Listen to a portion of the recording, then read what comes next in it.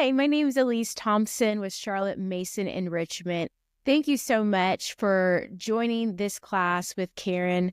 It's an amazing class, and I'm really excited for you to learn and to grow from her and to just continue to build around the amazing skill of narration.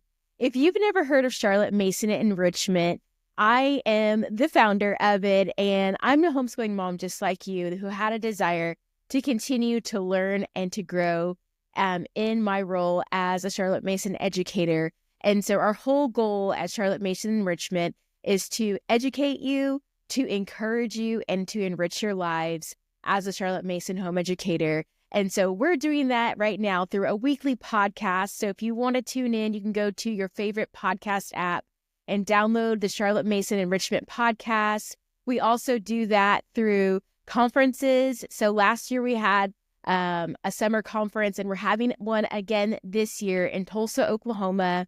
And maybe that's not close to you, but you could tune in and join the conference through as a virtual attendee. And so we'd love to have you that way. And I've also created a course for Charlotte Mason beginners. I know when I first started, it was a big learning curve. And so I have tried to just create something that makes it a little simpler for you and gives you all the tools that you need to get started. So if any of that would be a blessing to you, definitely go check out our website, charlottemasonenrichment.com, or you can find us on Instagram or shoot me an email, elise@charlottemasonenrichment.com.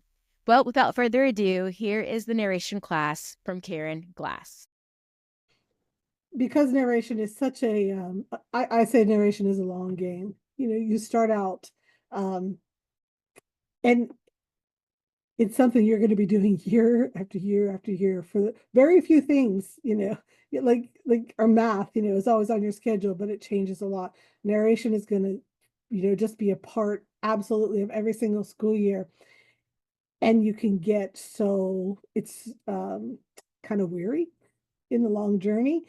And there's bumps in the road because there's transitions along the way that you have to make from oral to written. And then later on, when you want your students to do more formal writing. And so it's just one of the things I particularly like to do is encourage people to stick with this. So if anything I say makes it a little bit easier or deepens your conviction to make your kids narrate even when they don't want to, that's what I'm hoping to do. So I'm never really happy to talk about narration without starting at the very beginning and spending just a few minutes because I don't know where you all are on your narration journey. And maybe this is the first year that you've, tried narration.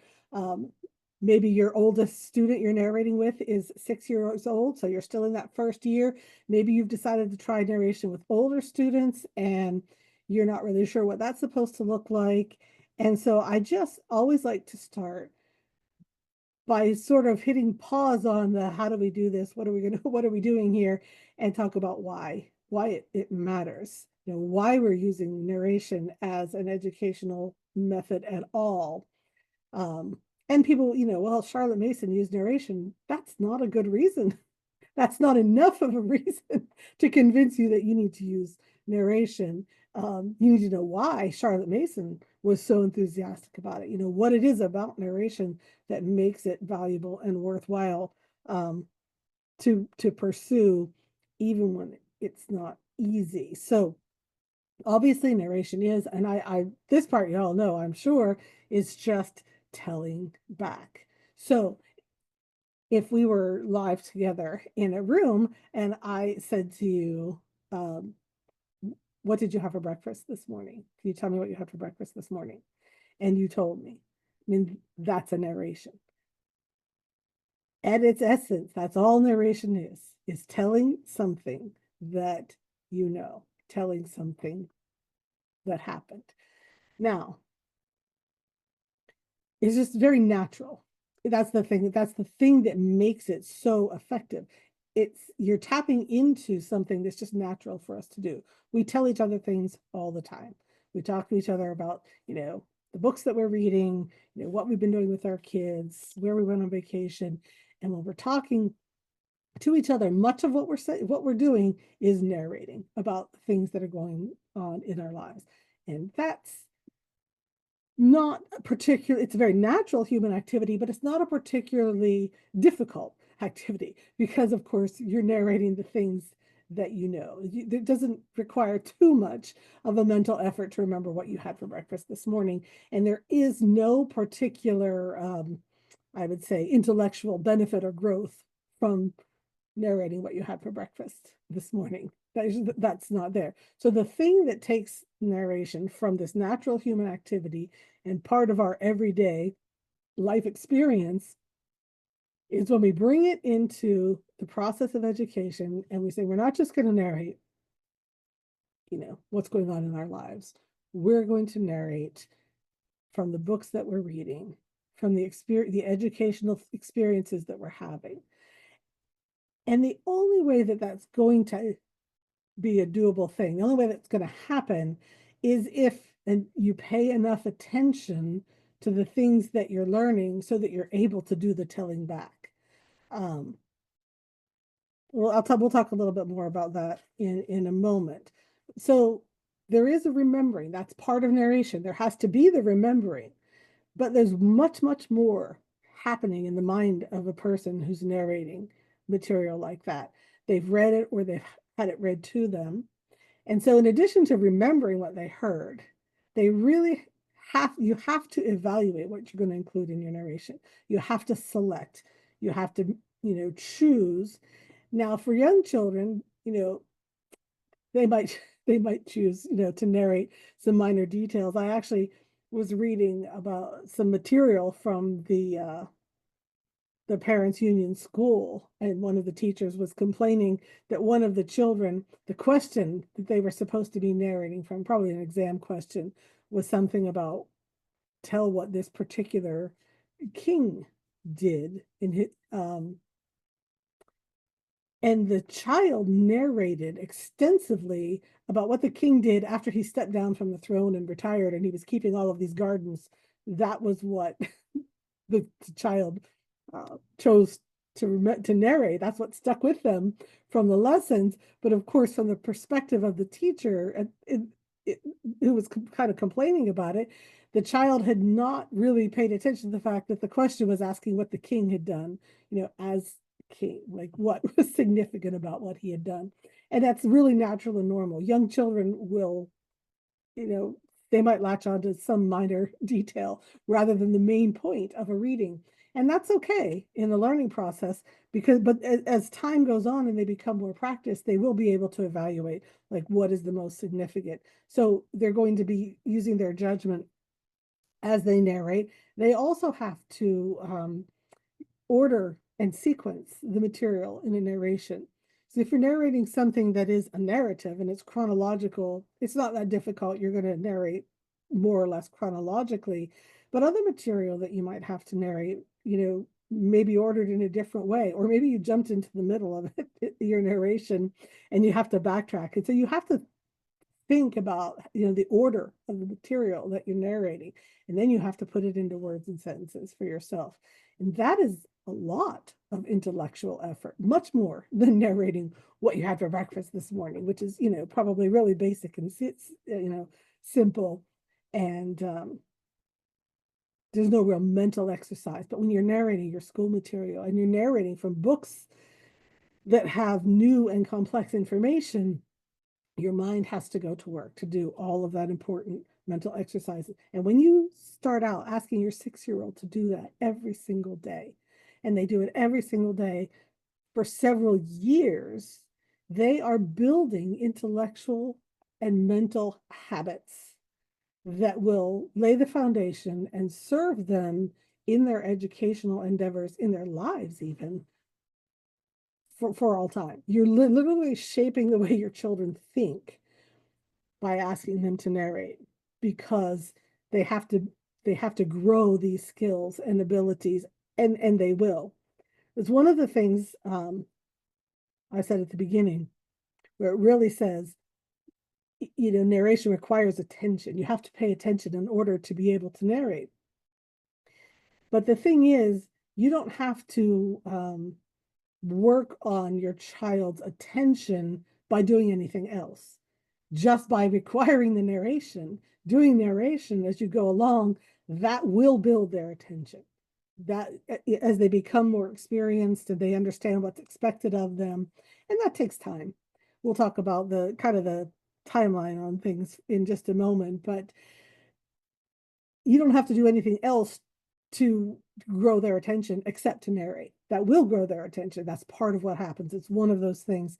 And so you don't have to make any other efforts to try and increase their attention. You just have to keep asking for narration. So that's what it is. That's why it matters. It's worth, why it's worth the effort and investing the time. And just because of where we are in the calendar year, I expect that most of you, nobody's right at the very beginning. Like this is your first month narrating with a brand new narrator. So I think that you've probably a little bit further along in the process than that. And for that reason, I'm not going to spend a whole lot of time on that part of the process, the very, very beginning, just because I want to take some more time for some of the other things that we want to get into.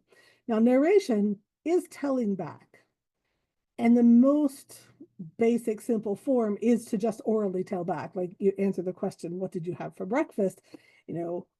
Tell me about Benjamin Franklin, tell me about clouds, tell me about frogs, whatever it is that we just read about. And the simplest way of getting a narration is to hear it back orally. But that is not the only way that a narration can be produced. Your child can narrate with a drawing, with any kind of modeling or manipulation, blocks and Legos. They can act it out. They could take on the role of a character and kind of show you what happened. There are all different ways that you could appropriately narrate different kinds of material. I like to throw this out there. Minecraft narrations, that's a thing. That's totally a thing. Not every narration, but if your kids like to do Minecraft and you can ask them to create a Minecraft world or build something in that, format that is a narration.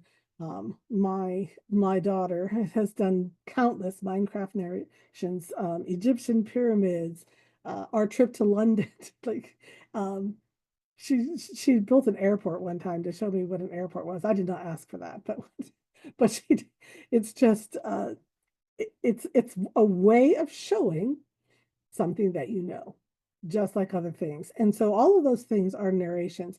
And one of the things that as you become more familiar with what narration actually is, you will become more confident in seeing narrations when they happen, because sometimes kids will be acting things out in their play, or they'll make a connection, completely on their own outside of school time. And if you realize that is a narration, they're showing me what they know. They're showing me what they've learned in some other way. I see somebody commenting about the Minecraft narrations. I said that in a seminar. Oh, it's been well over a year ago.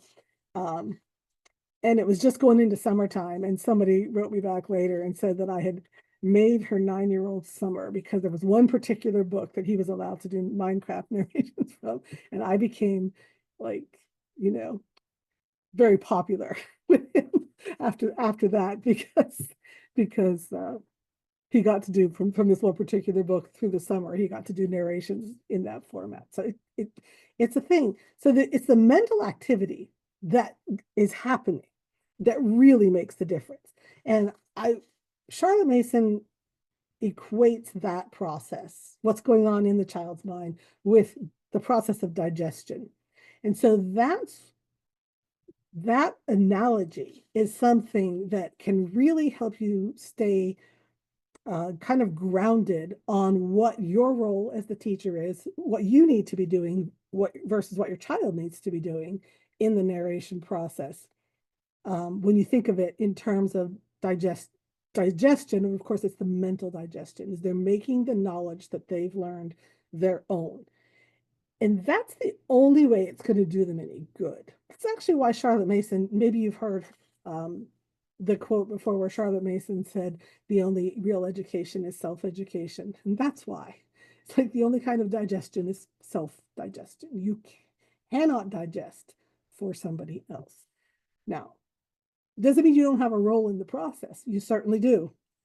But this is actually okay.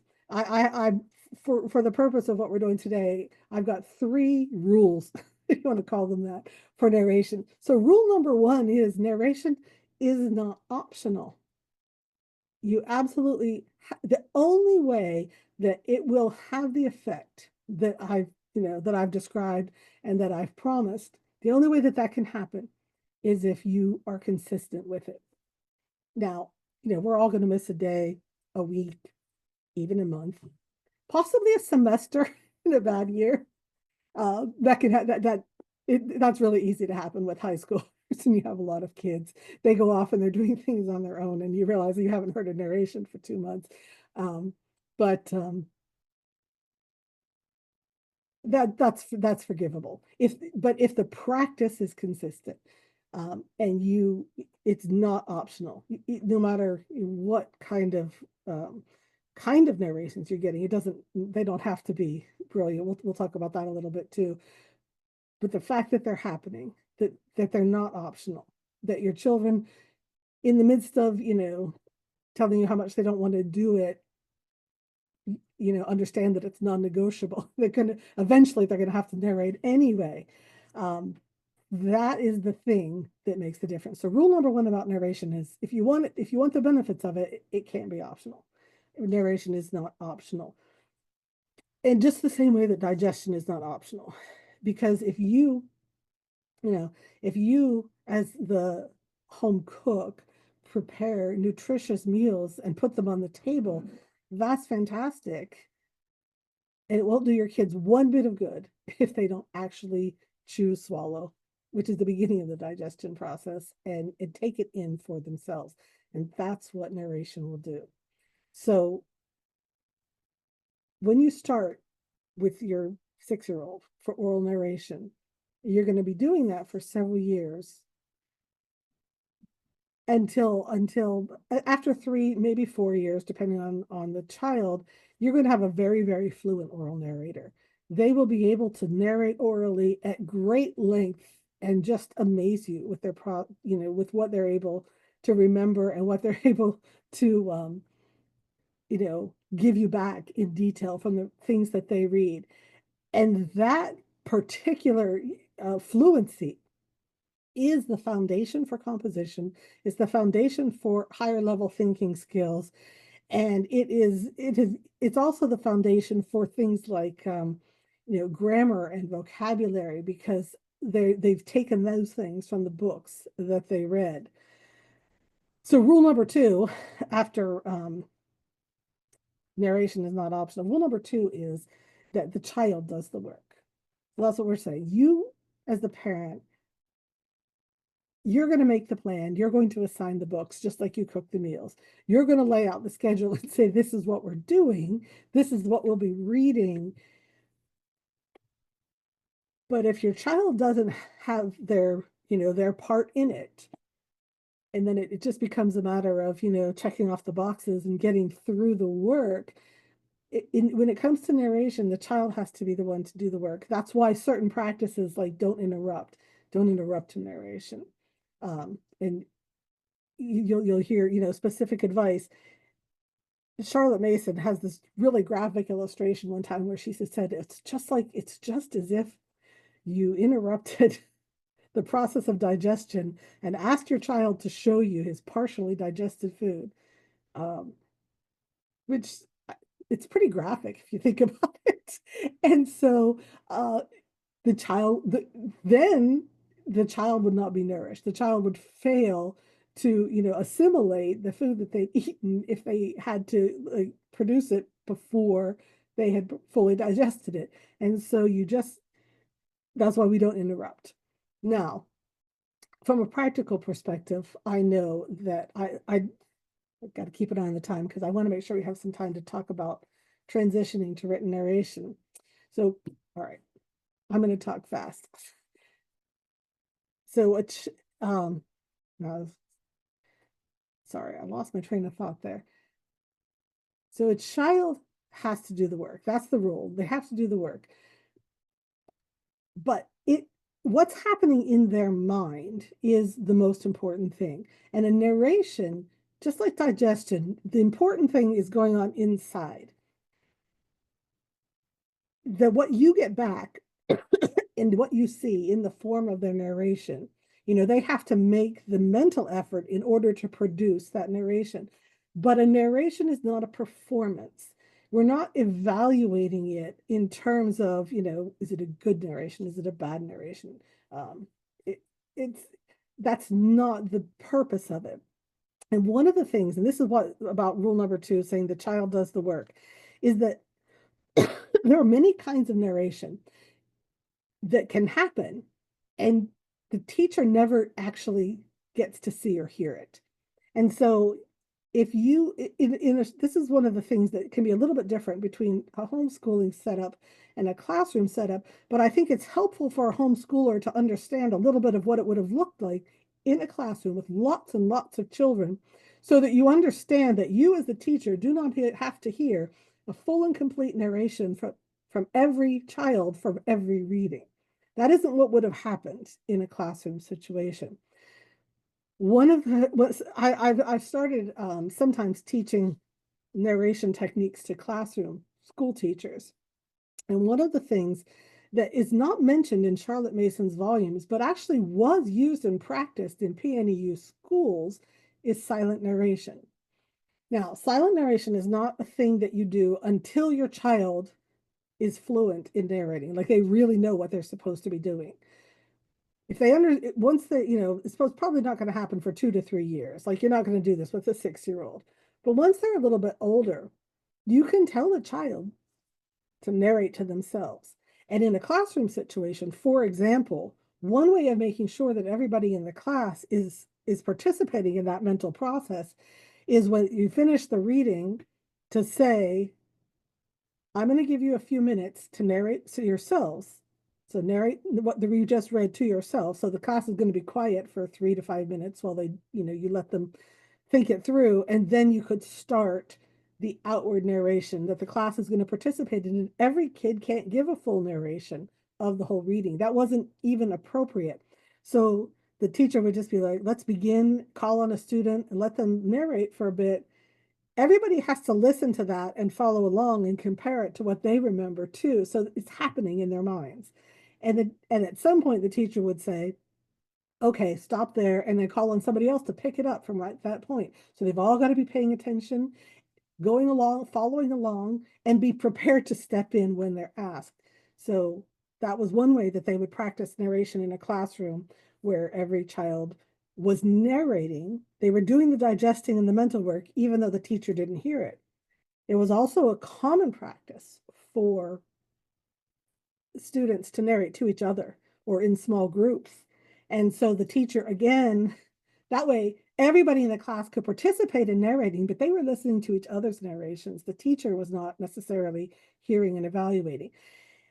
And you're not necessarily going to do it that way in your home school, but it's important to understand that all of that was legitimate narration. The children were the ones doing the work. The mental processes were happening, and the teacher was making space and time and keeping an eye on things, but not personally evaluating every single child's narration.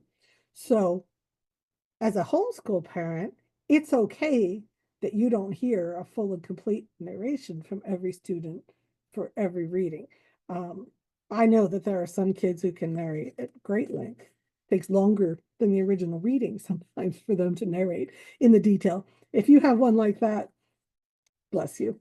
Um, they are their own kind of challenge, but it doesn't have to look like that. It is okay for a child to narrate only part of something that they read, or to be sent away to draw a picture or create a model or some way of showing what they read or what happened. And like as I said, the teacher is not going to get the whole picture. That's what I mean by rule number 2 is the child does the work in their own mind. That's just a really critical part of understanding how narration works. And then, you can just really appreciate and enjoy what it looks, what you do get to see, the bits and pieces that you do get to see. I'm actually a firm believer in letting narration just grow naturally. If you have, I don't want to say, I'm not going to be able to spend too much time on this. I really do have to stop and go on. So rule number 3 is for, is the part where, the parent, this is your job. Rule number 3 is narrate from excellent books.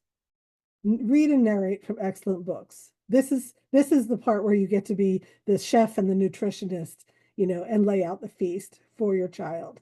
That's the part that is the role where you get to give your child the very, very best for them to take in and narrate. And as Charlotte Mason says, they will take what they need from the feast that you lay out. I mentioned at the beginning, you can narrate what you had for breakfast this morning. You can narrate from second and third rate books, but it will not do for your child what narrating from really excellent books will do, because it's like milk and meat, this the narration is the digestion process, but what you're giving them is meant to be living ideas that they're going to be able to take in, and it's going to spark their thinking. It's going to give them the opportunity to make connections and understand the world around them. And so choose, if you're following a Charlotte Mason education, that the quality of the books really matters. And so I'm not saying read books that your children aren't ready for. There's lots and lots of books, good books that are within the grasp, excuse me, of children to read and understand, but give them the very best that you can. And we're so privileged to live in an era where there is no limited access to great books. We have, because of our technology, you are able to read to your, and put your children in touch with some of the very, very best books that there are. All right, I'm going to have to switch gears here so we can spend a little bit of time talking about, what happens when you've brought your narrator up to the point where they are very, very fluent and you want to introduce written narration. Most of the preparation that what I like to say that I'm helping parents with when I talk about this is not for your child. It's you have to understand what's going on when your child gets to this point and manage your expectations about what it's going to look like. Because when you have a very, very fluent oral narrator who's been narrating at great length now, and they're very accomplished, it's 9 or 10 years old, and you hand them a pencil, it's a whole different ballgame. So I like to say that the most important word in the expression written narration is narration. When you hand your child a pencil and you say, okay, I want you to put your narration in writing,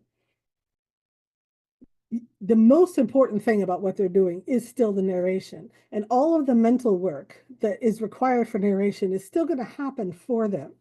But making it come out the end of a pencil onto paper is a process that, that like you've just thrown a monkey wrench into something the child is very capable of doing.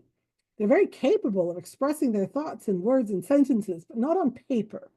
That's new and that's different. So this is where I like to do one quick little exercise.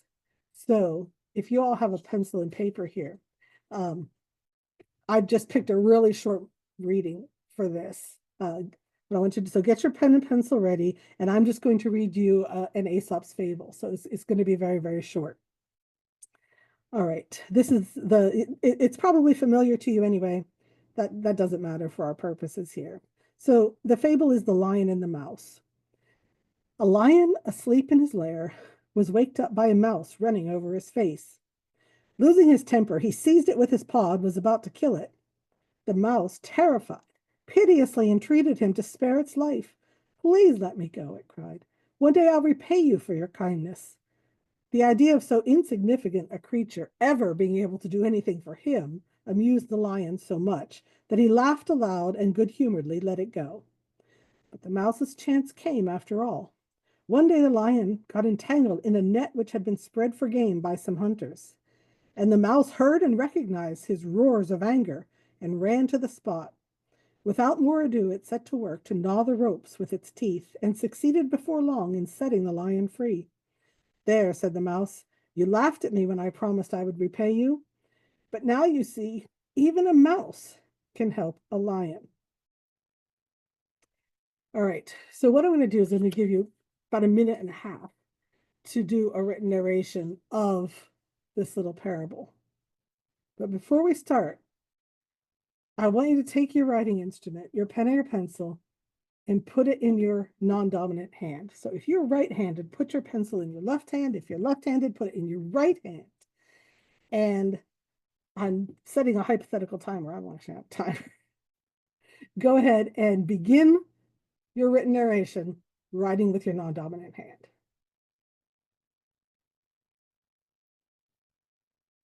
And Elise and I will just wait quietly. Are you writing too, Elise? Sorry, I'll be quiet and let you write.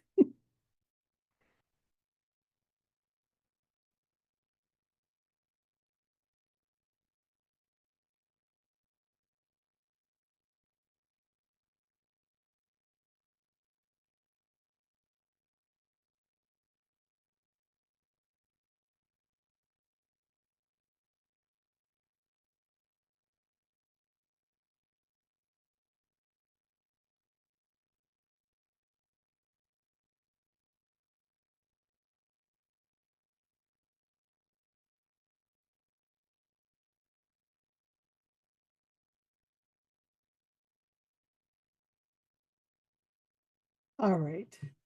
We won't take too long with that. And hopefully you at least managed to get out one sentence. But go ahead and look at what you wrote and ask yourself these questions. What did you have to think about besides the narration? You had to think about just making your hands, form the shapes of the letters. And that means that you probably didn't write nearly as much as you could have written if you'd been able to use your dominant hand. And you didn't even have to think about things like spelling and punctuation, but your 9 or 10-year-old probably does. Those things they don't know spelling that well yet. They're not able to spell and capitalize and write. None of those things are completely fluent for them yet. And so there's so many things that they have to think about, that what happens when you ask your child to write their narrations instead of giving them orally is that they simply shrink down to, a tenth at best of what they're capable of. And that's okay. The narration part is still happening in their mind. Right now, all you're doing is giving them a new medium for their narration. I don't have time to spend a whole lot of time on what the process, looks like. You might start with one written narration a week, build up to, 2 to 3, to try and just get up to the narration, to daily written narration.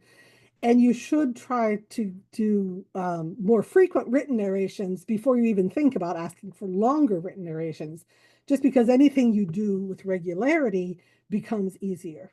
The more you practice, the better you get at anything.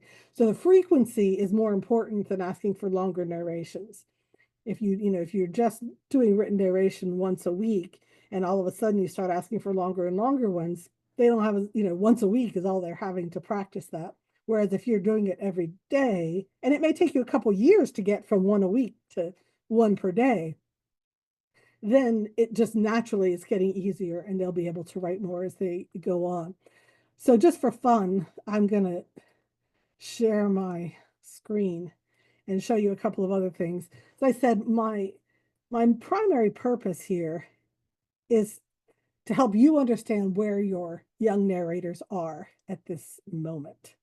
So what I'm going to do is I'm going to show you some pictures, and I want you to look at the picture first and then read the words.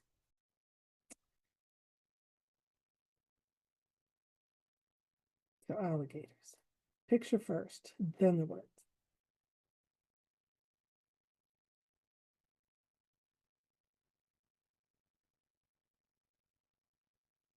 So these are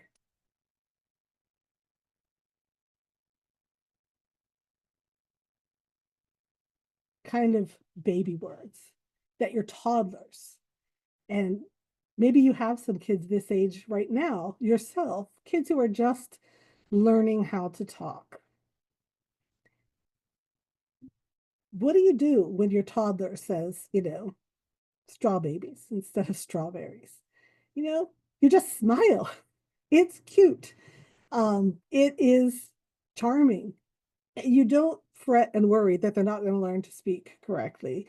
You don't like enroll them in lessons to improve their speech. You just know in a few years, by the time they're 5 or 6, this will all be gone and they'll be able to speak naturally and normally. That spot where your toddler is just learning how to speak is where your narrator is in relation to beginning to write. They are just at that stage at the beginning of the written narration process, of being able to put their thoughts onto paper. And you don't have to worry about the spelling and the grammar or the handwriting or anything like that. All of that just is going to self-correct in the next 2, 3, maybe 4 years.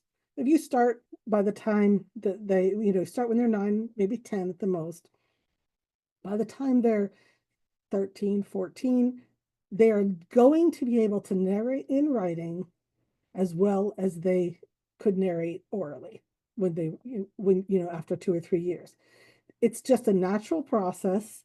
They're probably doing writing in other contexts as well, just to help that part of the skill. So their spelling is going to be improving, their handwriting will improve, maybe.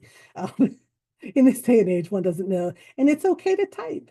I personally started all of my kids with a typing tutor at about age 9, and that's because if your kids are using computers at all for anything, they are using a keyboard. And if you don't teach them proper finger touch typing, they will develop poor keyboard habits. And they can learn to touch type at that age. For my kids, it was like 15 minutes a couple times a week on their school schedule, and it was fun. That was a fun part of the day, to go play with the typing tutor on the computer. Speed is not important, only accuracy.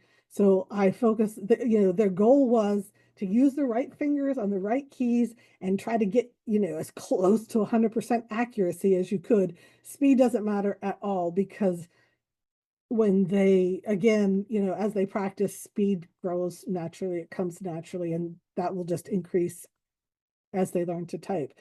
And then that's all that I did with my kids. Just let them, use a typing tutor for a couple of years at about that age. And then by the time they were 11 or so, I would give them the choice of doing their written narrations by hand or on the computer. That's a choice. I think it can be done either way.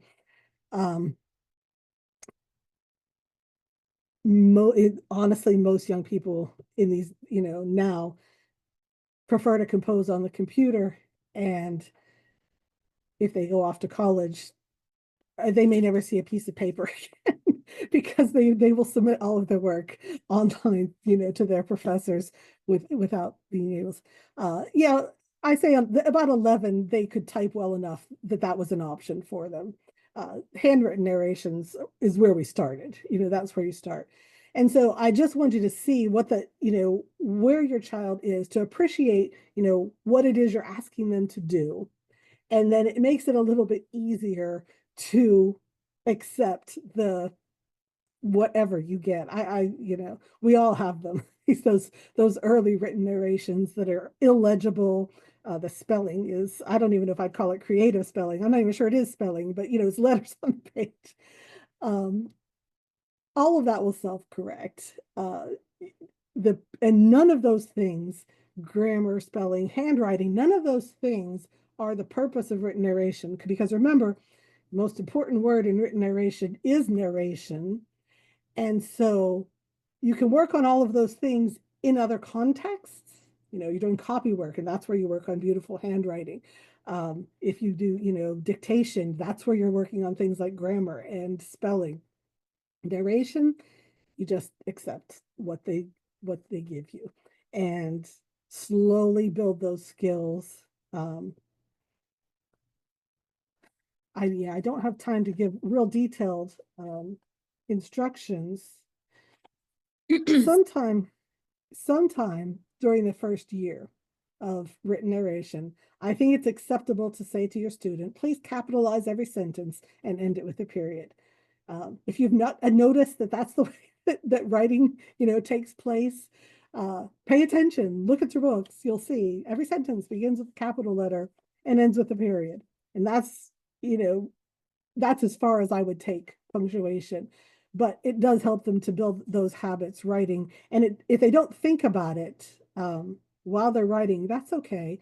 Just as they're handing you the written narration, did you capitalize every sentence and put a period? And let them check. And that just begins to give them the sense that, after I do the writing, I can change things, I can make corrections, for which will lay the groundwork for potentially, more involved editing, which comes, by the much later in the process, once they're fluent written narrators. And once you do get to that point and you have fluent, young teen narrators, we're not really talking about that at all here tonight, but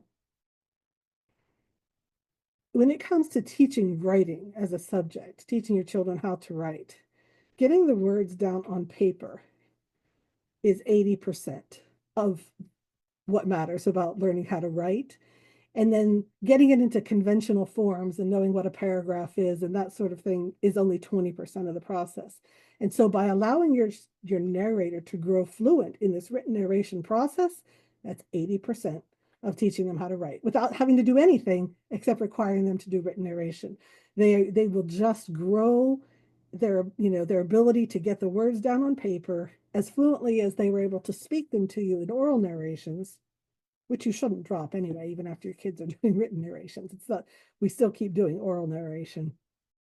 But you're 80% of the way there, and your fluent written narrator will be able to use almost any conventional program if necessary in order to learn that last 20%, to show them how to take the writing that they're perfectly capable of doing and put it into a conventional form.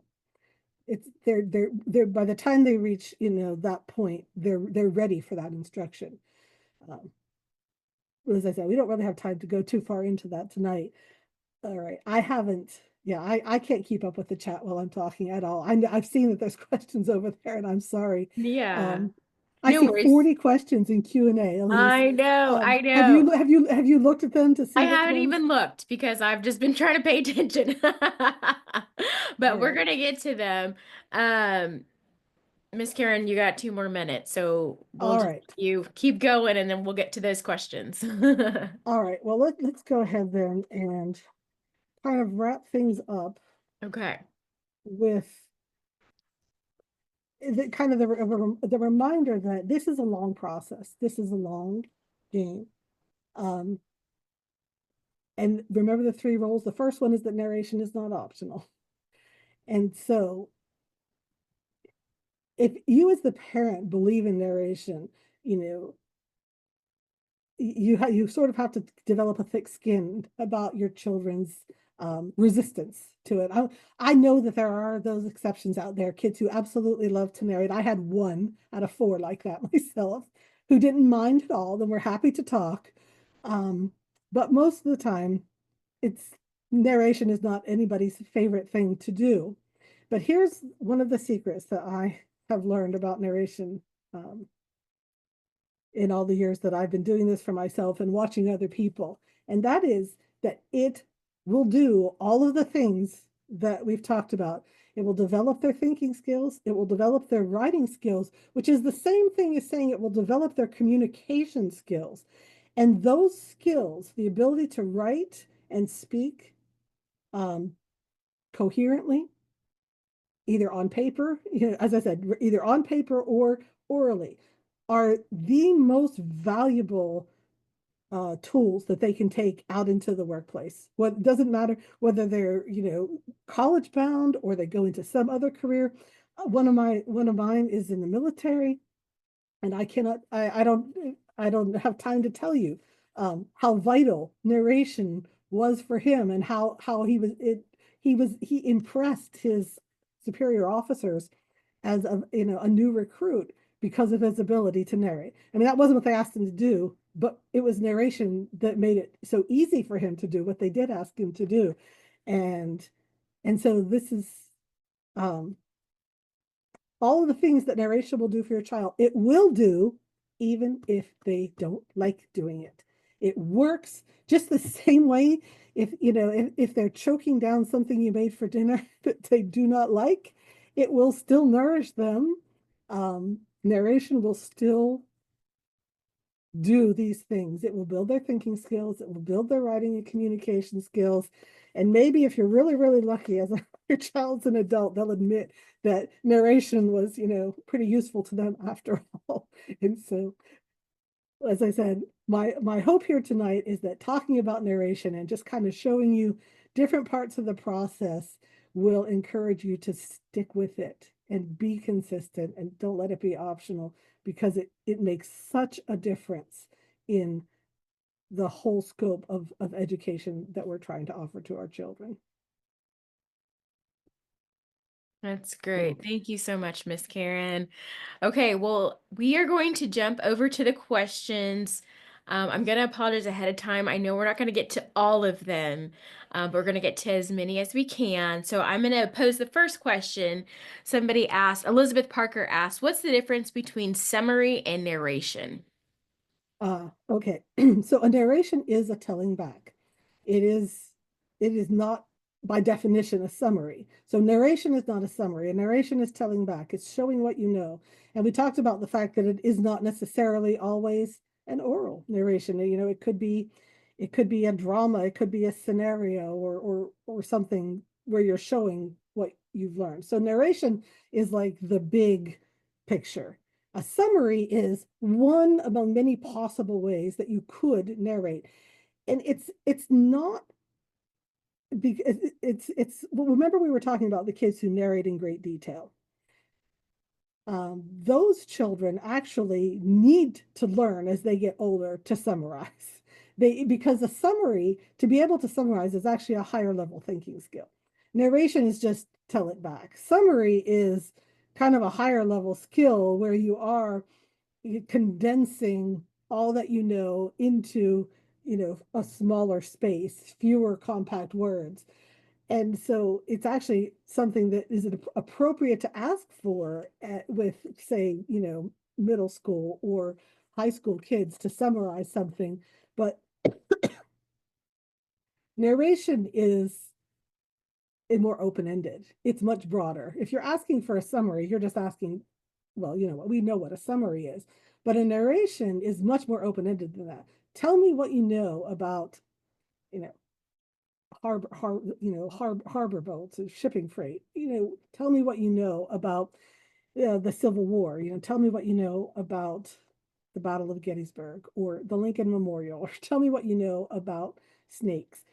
It's very, very open-ended. And so then the student has many, they have to think about what they know, and the form that their narration takes will just depend on the nature of the material and what they're doing. So if you think about narration as this is the big picture, telling what you know, and a summary is just one possible small way that you could do that.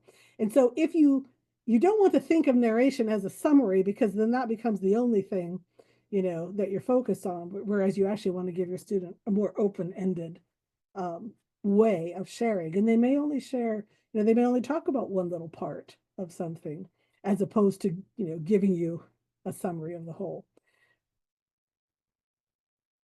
I read about the reason I say all of this with some confidence is that just last year I ran into some discussion.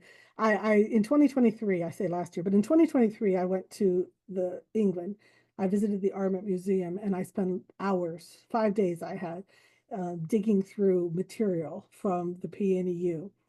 One of the most valuable things there, and it is one of the things that only exists there, is the publication called Lumile Pianta. Do you know Lumile Pianta? Yeah, so most people have heard of Parents Review. That was the magazine that went out to everybody who was a member of the PNEU. So that was the parents, interested parties, teachers, schools, whoever wanted to be a part of it. Lumile Pianta was the alumni publication for the Charlotte Mason Teaching College. So it only went out to graduates of the school. The biggest number I ever saw of like this many students, we have this many graduates, was 800. That was maybe in the 1940s or something like that. Uh, but at which time it had deteriorated into everybody's boring alumni publication. I mean, they're just not that interesting. But in the early years, while Charlotte Mason was still alive, and those classes were very small, and the girls knew each other intimately. And then in this magazine, they would talk back and forth about some of the things that the principals, and they were out there working, and they were, after graduation and teaching and putting it into practice. It is some of the most valuable material that I've ever encountered because of that, because it's so applicable to those of us who are, putting those ideas into practice. Yeah, they're the absolutely only way to look at them. No, wait. Some of them are in the Charlotte Mason Digital Archive. You can look at them there. Lumile Pianta is spelled L apostrophe Umile. That's Lumile and Pianta, Pianta. It is Italian for the humble plant. That was the name of their publication. Um, they're not all digitized, but some of those early ones are digitized in the Charlotte Mason Digital Archive on archive.org. They're not the easiest to look through there, but it is worth the time and effort. In physical form, those ones at the Arvin are the only ones in existence. Like I said, there weren't that many published because the small number of graduates. Anyway, summaries. The reason I'm saying all of that is to say that is where I learned about summaries. They were talking about the fact that they had a lot of narrators. They were very fluent narrators, and they needed to learn to summarize so that they could say what they needed to say in a shorter amount of time. And these were older students they were talking about. So, like 10, 11 years old, not 6-year-olds. And so they considered it a higher level thinking skill. That's All right, really we better go to another question. that's a really cool experience that you got to go and look through Mhm. all the archives. That's neat. It was a privilege, yes. That's awesome. Okay, so Jess asked, you said students should be able to narrate at great length. We've been narrating for almost 3 years, a year three student, and most 90% of narrations are a short sentence, maybe two, and he's done. I can elicit more information if I ask questions, but how can I get him to give me more? Do we need more? Well, I would say no. I assume we're talking about mostly oral narrations here. You don't absolutely need more. Charlotte Mason was willing to accept one sentence narrations. In a classroom situation, she would have just gone on to another student. She would have accepted the one sentence and then said to the rest of the class, could anybody add something to that? So, as I said, it's not required that every student or your student in homeschool situations narrate fully every single reading that they do. The narration, and I just got through telling you that summary, if you can summarize, it's actually a higher level thinking skill. So the kid who can give you a 1 or 2 sentence summary that kind of covers the material well, think about what he had to think through to get to it, to get to that. It's the mental exercise that really matters. So no, it's not necessary. But if you want more detail, if you want more, what I would suggest, and there's also nothing wrong with asking for a little more if you have, especially if you feel that whatever the narration that you got was not a good summary, that it left a lot of things out. What I suggest doing is asking a question, and probably not more than one. There's no need to go on, but about one specific thing. So you hear a narration, and so you're going to give them, it's like prime the pump. Can you tell me more about what happened that first night? Can you tell me a little bit more about what they eat, or whatever it is that you would like more detail on? And hopefully you'll get another sentence or two. But that's how I suggest asking, is giving them something specific to focus on that they can tell you more about. And if they don't, it's not required that every, they narrate everything in full detail. I know that can happen, but it's not necessary. That's a good question. Okay, Emily asks, what should we do if the child is either A, not paying attention, or B, not understanding as indicated by a poor narration? Okay, so one of the ways that Charlotte Mason would know sometimes that a book she had chosen wasn't good is she would get the exams back, and like there'd be poor narration exam questions on one particular book, and then she knew, like, okay, that book's not working. So if you have a situation where the child isn't understanding, if you've used a book that is maybe a little bit beyond them, um, you may have to evaluate. But I would say I'm not in favor of easily just giving up on a book. If it's a question of some vocabulary not being, that they're not understanding certain vocabulary, you can slow down and talk about some of the words. This is one of the things that's hard sometimes for homeschool parents. You've got a lot of kids and you're reading a lot of books out loud, to know ahead of time what words you might encounter that your child would benefit from hearing about before you start the reading. Like, we're going to talk this, you're going to hear this word and this is what it means. Um, we and I was just talking to somebody recently, and they were, it was a co-op situation, and the kids were reading, and they were going to be talking about civil rights and some protests and boycotts. And so before the lesson, they talked about what a boycott was, because these kids were like 7 to 9, and they weren't going to know what a boycott was. And so in a situation, if that's the situation, if you need to give your students some advanced information to kind of prep them for the reading, that's one way. Another way, if you think it's just the book is just a little too hard, and that if you keep going, it's going to click, it's going to, they're going to grow into it and they're going to be able to finish it out, then that's fine. Just keep going. Just keep going and let the book build your child. Your child will grow into a book if it's, if it's a good choice, if it's a good match, and not too far above them. I've got a book. I considered having doing a sample narration from this book as part of what we did tonight, and just decided against it. I'm reading a book right now that is so far over my head that I decided I just have to read it and not worry about understanding every single word. It's it's Owen Barfield, What Coleridge Thought. And Coleridge is hard to read. And reading what Owen Barfield, who was one of the Inklings, had to say about Coleridge, yeah, it's way out of my league. But I'm hoping by the time I get to the end, it won't be as hard as it is right now. And then your child might have to someday go back and reread the book, and they'll, enjoy it and be ready to do that. But the attention thing is a whole other thing. If you possibly can, be very disappointed that you weren't paying attention. That's a shame. And just let it go. Hmm. Because one of the things, I can't believe I made it this far without saying this, no individual narration is of any great significance. This is kind of a sub point to narration is not optional. It's not optional, and you need to make sure that it's happening.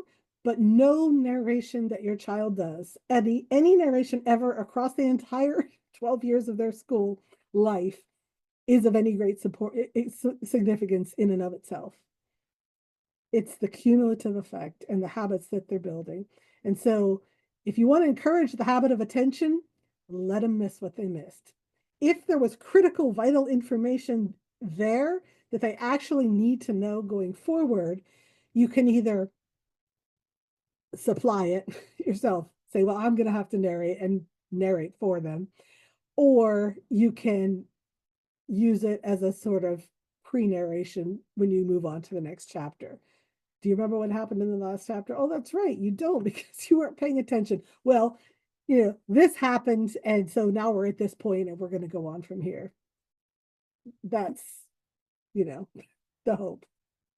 That's All good. right. We're not going to get through too many of these questions in this time frame, Oh, but yeah, I'll keep. okay. We'll get through a couple more. This one is good. Abby asked, I have a year three, first year using AO. She was at a classical Christian school for 2 years. That was pretty advanced, and she is a good writer already. Is it appropriate to have her do written narration? Yes, yes, it is. If she's able to do that and isn't fighting you about it at all, it's fine. We always say that narration begins in form 2, which is usually around what we think of as year 4, age 9 or 10 for our students. But actually, the PNEU did sometimes, like a few times, in their final term or so with their form 2, which would have been 8 or 9 year olds, they would say, let's have a written narration. So they were easing them into it. So yes, it is fine if you have a child who's ready for it and would enjoy written narration. Yeah, it's absolutely fine. Awesome. Okay, Sarah asked if you are starting narration for the first time with a middle school child, how long would you do oral narration before asking them to do written narration? Okay, that's a really good question. And it is your instincts are right to say how long to do oral before written, because it's really important when you're starting with an older student introducing narration that they do oral narration first for as long as it takes for them to understand what narration is, so that any other writing experience that they've had and what their expectations were for that writing doesn't affect written narration. So what I mean is, if you ask a new 11-year-old narrator to do a written narration and they still aren't quite sure what it is you're getting at when you're asking for narration, they may try to produce the kind of writing that they were expected to do in school, and that's not what you're going for. So it's important to do oral narration first until you're sure that they um, understand what narration actually is, what it is you want them to do. I would say, I'm going to say approximately 11.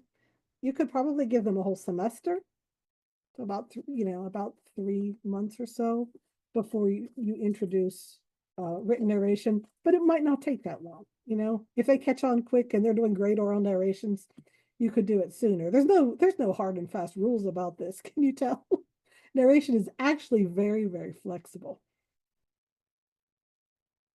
Okay, another one is from Megan Schaefer. She said, at what age or level is it appropriate to ask a student to go back and edit a narration into a more traditional composition sort of paper? Do we worry about paragraph structure at some point or just trust it will happen? Okay. So as always, it depends here. I would say the earliest that it would be appropriate to do that is about age 12 for a very advanced writer. Otherwise, high school. That's where that's where you can start with that editing to turn it into composition. I don't think it's necessary to start before then. And you can take that a lot. If you have the whole 4 years of high school to work on this, that is a lot of time to work through the process. Yes, you are gonna learn what paragraphs are. You're going to, I consider there to be 3 levels of editing. Level 1 is just editing for mechanical mistakes, spelling, punctuation, capitalization, that sort of thing. And you can introduce that at 11, 12, if your student is ready for that, to make those kinds of corrections. Level two editing, to get to level two editing, you have to introduce the concept of writing as a craft because narration is narration. Okay. It's a mental exercise and you're just producing it in some form. But when you're ready to start, what I make a distinction between narration and composition because narration is a process and it might look like a lot of different things. We talked about that already. But a composition, writing itself is a process. Okay, that's what I wanted to say. Not a distinction between narration and composition, a distinction between writing and composition. And writing is what your students can do as narrators. Like they have been writing. So they have that's where the 80%. They've gotten 80% of the way to being a writer, a competent writer just by becoming fluent written narrators. Composition. So the writing is a process, and narration, you know, is the mental activity, and writing is one of the ways that you can show what you know. But a composition is a product. It takes a specific form.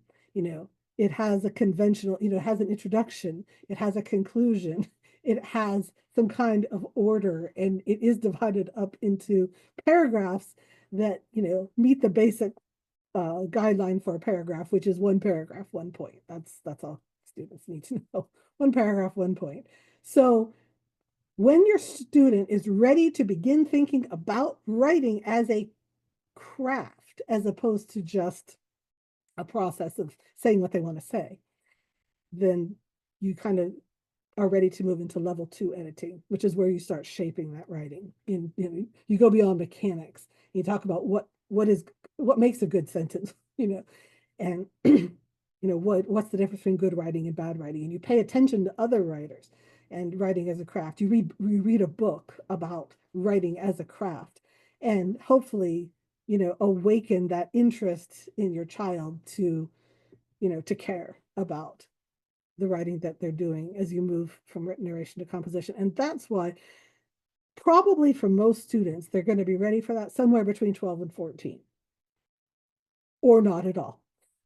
And there are some kids who just, this is not their thing. Writing is just not their thing. But for most students between 12 and 14, they will begin to care that their spelling is correct. And it has to do, one of the significant things about composition is that you're not just doing it for yourself. It's for somebody else. It's meant to be read.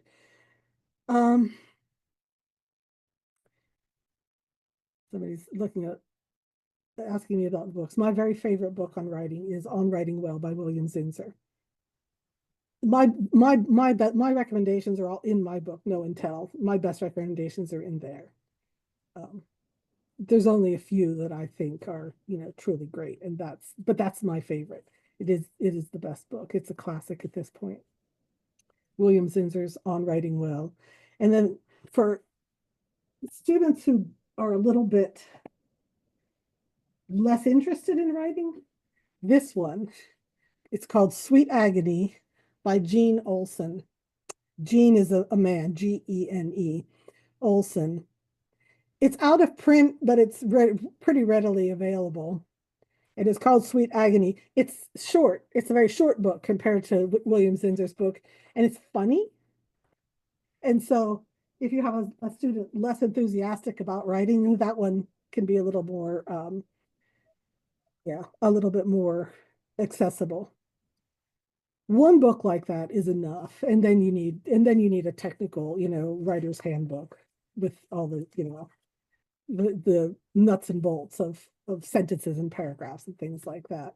And those two tools, you don't have to go through them, a book like that, from page 1 to the back of the book. You can just pick and choose what your student needs. That's great. Okay, Miss Karen, do you have time for 2 more questions? Sure.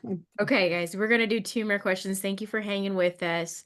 Um, Another guest asked, when you say narration is not optional, does it mean that every time there's a reading, the child needs to narrate? or do you need to do it on a daily basis without fail? The answer to that is more nuanced than just, one or the other, because a lot of it depends on the age and maturity and narration experience of the child. Um, it is important that students narrate every critical school reading. Um, it could be a short narration, and when they're younger, it's not going to happen unless mom is sitting right there listening as they get older and they can take on some of the responsibility for it. You can do multiple short written narrations a day. um, you can ask, as you get up to the junior high age or so, you can say, okay, this particular book you're going to do silent narration. You can um, in this day and age of technology, you can let your children use Voxer and Ah. record their messages. And it doesn't matter if you ever listen to them, because remember, it's what they're, you know, they're doing it. So I would encourage you to creatively come up with, um, ways for your student to narrate so that you can get as much narration done as possible. Um, Within the framework of what you have. Realistically, I know mom cannot listen, like I said, to, 15 narrations a day. Sometimes it's just not possible. But it's also acceptable. Most narration should happen immediately after reading. But as I said, sometimes with older students, you can say, narrate this to yourself or narrate it into Voxer and I'll listen to it later, maybe if I have time. um, so they need to do the narration. You don't necessarily have to hear it. At the beginning, as you're building the habit and helping them understand what's expected with narration, yes, you're going to have to be right on top of it.